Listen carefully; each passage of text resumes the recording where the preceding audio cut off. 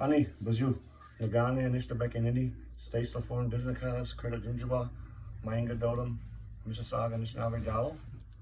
I'd like to acknowledge the Creator, the world around us, and our place within it. I'd like to acknowledge the many nations that walk this land in the past, the many nations that walk it today, and welcome you to the treaty lands of the Mississaugas of the Anishinaabe. I want to talk a little bit about the Dr. Malcolm King Scholarship. I am honored to announce the scholarship this year.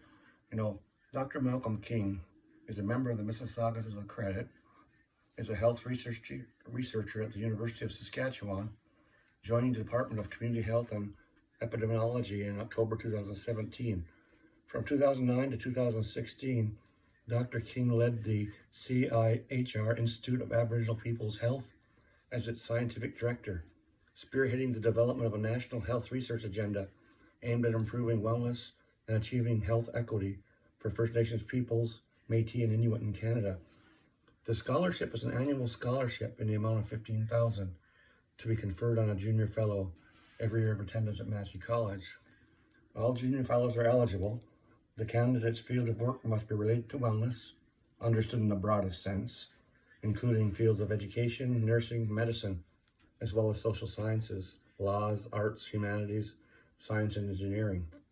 The scholarship is our way of saying thank you to Massey community for developing this relationship with us. It's also our way of saying we're all in this together.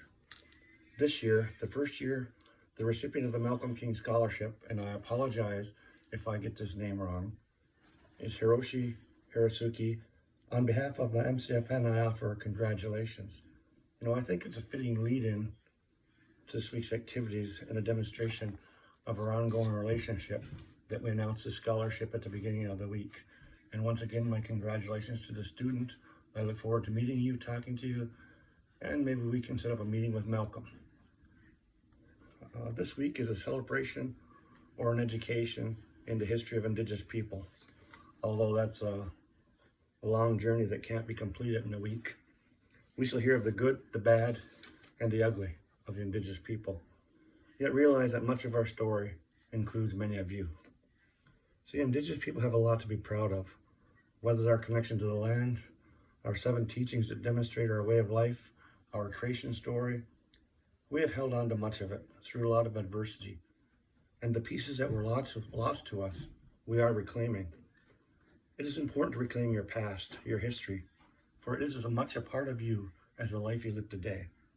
I'm not saying you have to live the past or even take up the culture.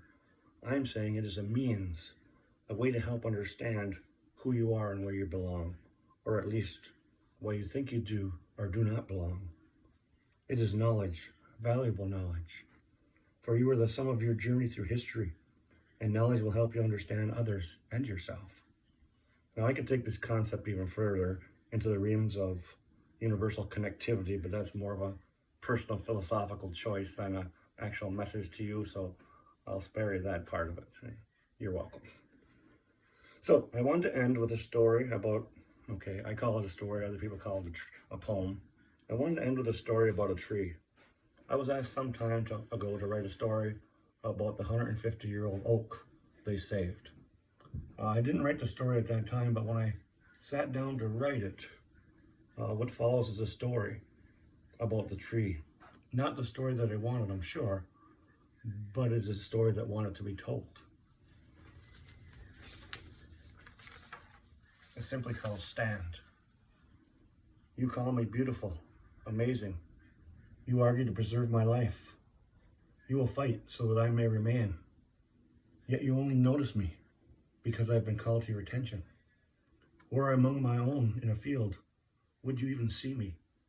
They are killed in the hundreds, the thousands. Who defends them? Do you? They have just as much right to existence as I. The place I live does not make me special. The years that have passed do not make me special. The fact that you have noticed me does not make me special. I am special because I am special, because we are all special. I appreciate what you do for me, but it is not right if it is just for me. If you do not see this or understand this, then leave me in peace. Leave me to my fate, for I will not forsake the others for the love of myself, or for the love of you. Now, I will leave the interpretation of that poem story to you. I just want to end by saying, miigwech, be heard, be safe, Lama Pi.